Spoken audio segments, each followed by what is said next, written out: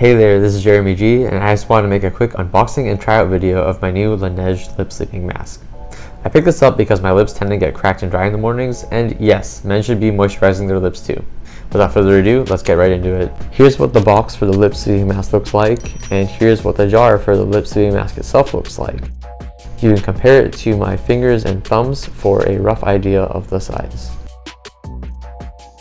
It also comes with a small brush that you can use to scoop the solution out and apply it directly to your lips without having to put your fingers into the jar and potentially contaminating it with the oils from your hands.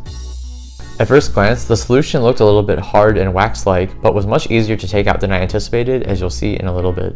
This is how dry my lips were before applying the lip sleeping mask. The mask does also smell a little bit like berries as advertised, but not overwhelmingly so and not that noticeable when applied. Even though the solution looked kind of hard and glossy at first glance, it was surprisingly easy to take out with the application brush and was very smooth, like butter.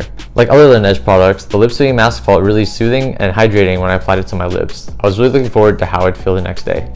Alright, so it's the morning after trying the LANEIGE lip sleeping mask and my mouth feels great. Normally when I wake up, my lips are cracked and dry, but after using this, my lips feel really smooth and hydrated. I saw some comments saying that this is essentially the same as like a lip balm, but I do think the texture was thicker, and with the extra ingredients, my lips do feel smoother and more hydrated than if I were to just use a normal lip balm. So yeah, I do think the LANEIGE lip sleeping mask is worth the social media hype. I'm personally going to keep using it in my nighttime skincare routine.